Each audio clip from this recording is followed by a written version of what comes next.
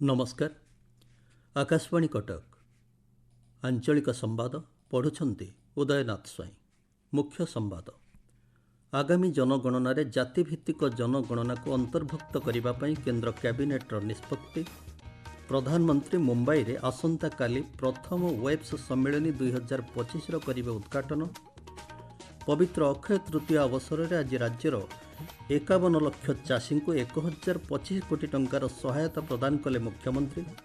विश्व प्रसिद्ध पुरी रथयात्रा पर रथ निर्माण कार्यर है शुभ अनुकूल। एवं Kalinga super cup football tournament रे आज खेला जाउछि दुईटी सेमीफाइनल मैच।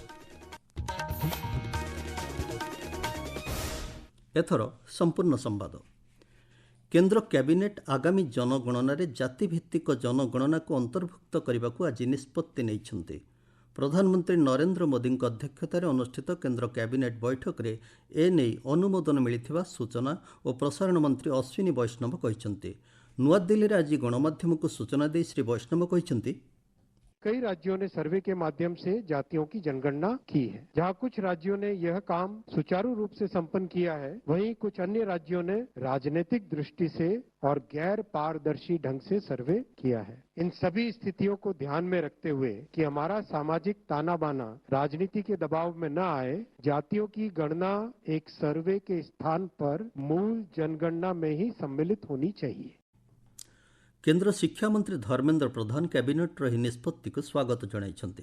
केंद्रमंत्री कहते यह ऐतिहासिक निर्णय समाजर सबु वर्गर लोकों को एकत्रित करने सह सामाजिक शैक्षिक और आर्थिक असमानता को दूर करिबारे सहायक हेबो। प्रधानमंत्री नरेंद्र मोदी आसंताकाली मुंबईर जियो वर्ल्ड कन्वेंशन सेंटर रे प्रथम विश्व दृश्य श्राव्य और मनोरंजन शिखर सम्मेलन वेब्स 2025 उद्घाटन करेंगे। 4 दिन धरी आयोजित होगाकु थिबा एही सम्मेलन विभिन्न विषय वस्तु उपरे पर्यवेसित। एही सम्मेलन गणमाध्यम, मनोरंजन क्षेत्र, गेमिंग, डिजिटल मीडिया, कृत्रिम बुद्धिमत्ता, प्रसारण क्षेत्र पर विश्वस्तरीय प्लाटफर्म भाव कार्य करिवो। एथिरे विभिन्न अधिवेशन प्रदर्शनी सहित कला, संगीत और नवसृजन माध्यम भारत ऐतिह्य एवं विश्व एकता को प्रदर्शन कराजिवो। प्रधानमंत्री यह अवसर में क्रिएट इन इंडिया चैलेंज वर्ग में चयन होइतिबा 32 जन निर्माता सह वार्तालाप करिवार कार्यक्रम रही। एही सम्मेलन में 90टी देशर प्रतिनिधि माने जोगदेवे। वेब्स संपर्क में वरिष्ठ चलचित्र समीक्षक सूर्योदय आकाशवाणी को कहते विश्व श्राव्य मनोरंजन शिखर सम्मेलन उद्देश्य होचे जे भारतर जी पारंपरिक कला और आधुनिक कला और प्रजुक्ति विद्या सह जोड़ी समग्र विश्व में आधुनिक प्रजुक्ति विद्या और विश्व श्राव्य प्रतिपादन में भारत को शिखर को नवा और यही परिप्रेक्षी में विश्व में नेतृत्व स्थापन करना। राज्य में विज्ञान भित्तिक कृषि प्रणाली को ग्रहण करने सरकार पदक्षेप नेउछन्ति। याद्वारा ग्रामीण जीविका सुदृढ़ होगा सह चाषी को उन्नत प्रणाली में चाष करने दिगरे सहायक हेबो बोली उपमुख्यमंत्री तथा कृषि मंत्री कनक वर्धन सिंहदेव कहते। भुवनेश्वर में राज्य सरकार और आंतर्जातिक खाद्य नीति गवेषणा प्रतिष्ठान पक्षर एक आलोचना चक्र में जोगदे श्री सिंहदेव कहते राज्य में धान सह डाली और तैलबीज चाष को प्रोत्साहित करा जाउछि। प्राय 1.6 नियुत हेक्टर जमी चाष व्यवहार करा उपमुख्यमंत्री कहते। आपण माने आंचलिक संवाद शुणुछन्ति आकाशवाणी कटक केन्द्र। कृषि भित्तिक पर्व पवित्र अक्षय तृतीया अवसर में आज चाषी मैंने अक्षिमुठी अनुकूल करिसेंति। वैशाख मास शुक्लपक्ष तृतीय तिथि को शुभ दिन भाव गणना कराई आज भिन्न भिन्न शुभ कार्यर आरंभ होता है। यही अवसर में मुख्यमंत्री मोहन चरण माझी भुवनेश्वर OUAT ठारे राज्यस्तरीय कृषक दिवस कार्यक्रम में जोगदे सीएम किसान योजनार राज्यर 51 लाख चाषी को 1025 कोटी टंकार सहायता राशि प्रदान करिसेंति।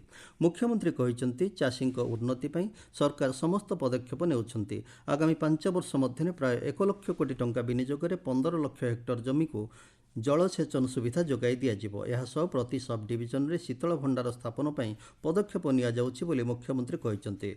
मुख्यमंत्री स्वभाव कवि गंगाधर मेहरଙ୍କ द्वारा रचित कृषक संगीत पुस्तक उन्मोचन करने सह ओडिया परंपरा अनुसार पारंपरिक हल लंगल अखिमुठी अनुकूल करथिले।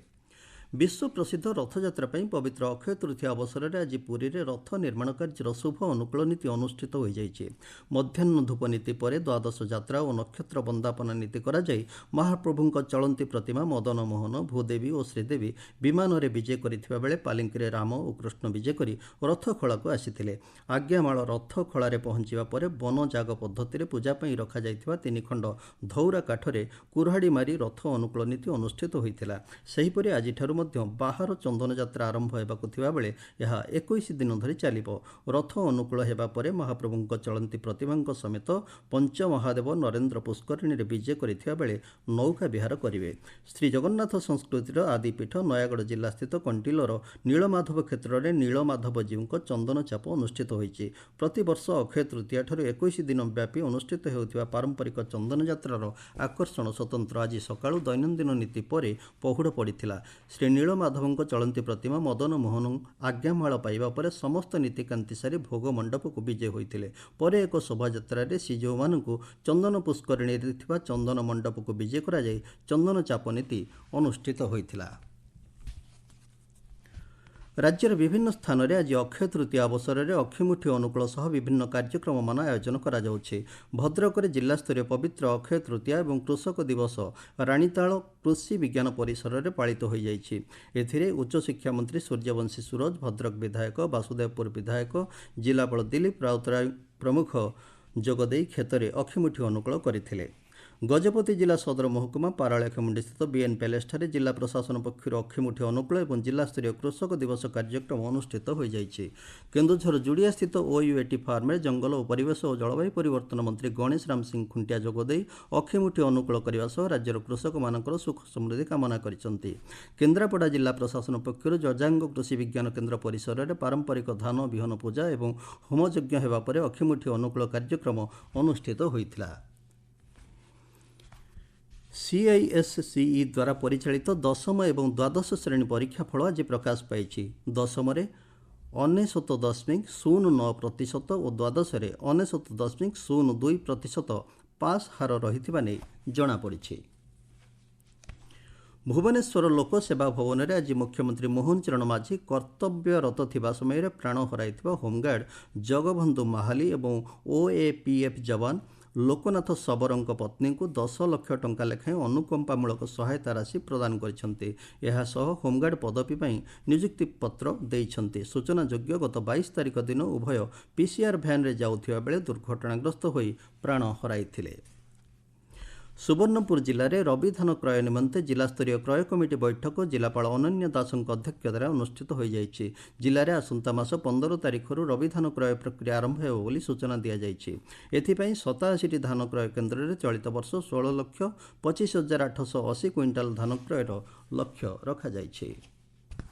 ओडिया भाषा साहित्य और संस्कृति विभाग और जिला प्रशासन मिलित अनुकूल राज्यर समस्त जिला मानक आज कवि श्री जयदेवଙ୍କ जयंती उत्सव पालित हो जाइछि। देवगढ़ जिला संस्कृति विभाग पक्षर आयोजित श्री जयदेव जयंती उत्सव समारोह में जिलापाल रेबेका बिलोंग मुख्य अतिथि भाव जोग देइथिले। अतिथि माने श्री जयदेवଙ୍କ जीवन दर्शन उपरे आलोकपात करथिले। भुवनेश्वर कलिंग स्टाडियम रे Kalinga super cup football tournament 2025 दुईटी जाक सेमिफाइनाल मैच आज अनुष्ठित होछि। प्रथम सेमिफाइनाल मोहन बागान सुपर जायंट और FC गोवा मध्य जारी रही। संवाद प्रस्तुत होगा बेलू FC गोवा 3-1 गोल रे आगुआ रही। से संध्या 8टा समय द्वितीय सेमिफाइनाल रे मुंबई सिटी FC और जामशेदपुर FC मध्य मुकाबिला हेबो। मुख्य संवाद पुणी थारे। आगामी जनगणना जातिभित्तिक जनगणना को अंतर्भुक्त करने केन्द्र कैबिनेटर निष्पत्ति। प्रधानमंत्री मुंबई रे आसंता काली प्रथम वेब्स सम्मेलन 2025 करिबे उद्घाटन। पवित्र अक्षय तृतीया अवसर में आज राज्यर 51 लाख चाषी को 1025 कोटी टंकार सहायता प्रदान कले मुख्यमंत्री। विश्व प्रसिद्ध पुरी रथयात्रा पर रथ निर्माण कार्य है शुभ अनुकूल एवं Kalinga super cup football tournament आज खेल जाउछि 2टी सेमिफाइनाल मैच। आंचलिक संवाद आज एतिकी।